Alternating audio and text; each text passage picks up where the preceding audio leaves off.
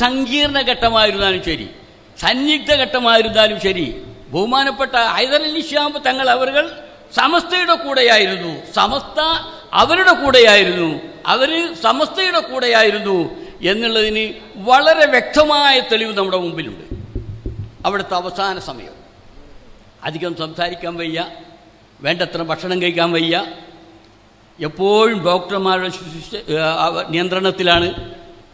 ആരോടും സംസാരിക്കാനും കൂടി വയ്യാത്ത സമയത്ത്, പ്രത്യേകിച്ച് പാണക്കാടും ഇരിക്കാതെ പ്രത്യേകിച്ച് വേറൊരു സ്ഥലത്ത് കോട്ടക്കലിൻ്റെ ഉൾഭാഗത്ത് പ്രത്യേകം താമസിച്ചുകൊണ്ടിരിക്കുന്ന സമയം തങ്ങൾക്ക് തീരെ വയ്യാതെ എല്ലാവർക്കും അറിയാം.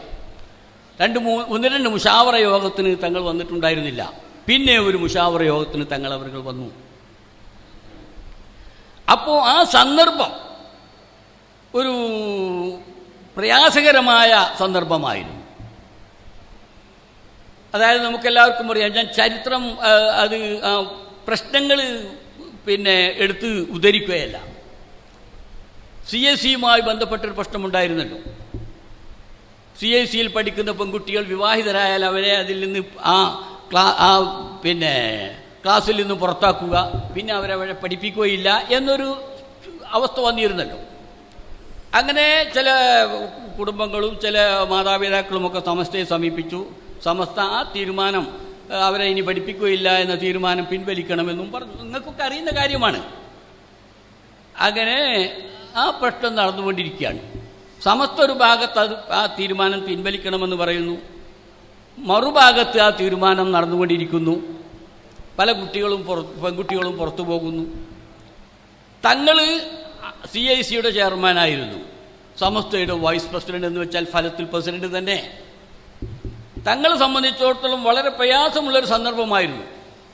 അന്ന് സാന്ദർഭികമായി മുഷാവറയിൽ ഞാൻ തന്നെ പറഞ്ഞു, ബഹുമാനപ്പെട്ട തങ്ങൾ അവർക്ക് സുഖമില്ല, തങ്ങൾ അവർ വളരെ പ്രയാസത്തിലാണ്. ഒരു ഭാഗത്ത് CAC ആ നിയമം നിലനിർത്താൻ ക്ഷണിക്കുന്നു, മറുഭാഗത്ത് സമസ്ത ആ തീരുമാനം പിൻവലിക്കണമെന്ന് ആവശ്യപ്പെടുന്നു. ഇത് രണ്ടിനും ഇടയ്ക്ക് തങ്ങൾ കുടുങ്ങിയിരിക്കുകയാണ്, തങ്ങൾക്ക് വയ്യ.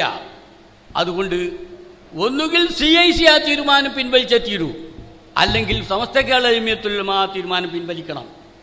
അല്ലാതെ തങ്ങളെ ഇതിൻ്റെ ഇടയിലിട്ട് ഇടങ്ങറാക്കാൻ പാടില്ല, പ്രയാസപ്പെടുത്താൻ പാടില്ല. തങ്ങൾക്ക് ശരിക്കും സംസാരിക്കാൻ പോലും പറ്റാത്ത അവസ്ഥയാണ് എന്ന് പറഞ്ഞപ്പോൾ തങ്ങൾ അവിടെ ഉണ്ട്. ഏതാണ്ട് അതാണ് തങ്ങളുടെ അവസാനത്തെ മുഷാവറ എന്നാണ് ഞാൻ ഓർക്കുന്നത്. ഇനി ഇവിടെ ഇരിക്കുന്ന മൊയ്റ്റി മാഷുക്കൊക്കെ അറിയാം.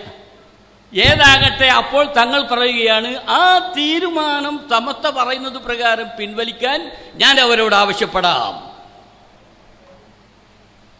തങ്ങൾ അവിടെ വെച്ച് പ്രഖ്യാപിച്ചു.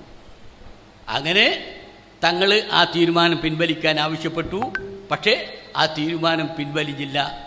എന്താണ് എന്ന ആ വിശദീകരണത്തിലൊക്കെ ഒന്നുമല്ല ഞാൻ കിടക്കുന്നത്, അതെൻ്റെ വിഷയമല്ല, അതെല്ലാം നിങ്ങൾക്ക് എല്ലാവർക്കും അറിയാം. പക്ഷേ അവസാന നിമിഷത്തിലും ബഹുമാനപ്പെട്ട സമസ്ത കേരള ജമിയത്തുൽ ഉലമയുടെ കൂടെ നിന്ന് സമസ്തക്ക് ശക്തി പകരുന്ന, സമസ്തയുടെ തീരുമാനം നടപ്പാക്കാൻ വേണ്ടത് ചെയ്യുന്ന ഒരു ബഹുമാനപ്പെട്ട തങ്ങളെയാണ് നാം അവിടെ കണ്ടിട്ടുള്ളത്. ഇത് തങ്ങളുടെ ജീവിതത്തിലുടനീളം നമുക്ക് കാണാൻ സാധിക്കും. യാത്ര ചൊല്ലി പോവും നേരം റബ്ബിൻ മുന്നിൽ കണ്ണീരിലായി ഉമ്മത്തിനായി തേടിയില്ലേ.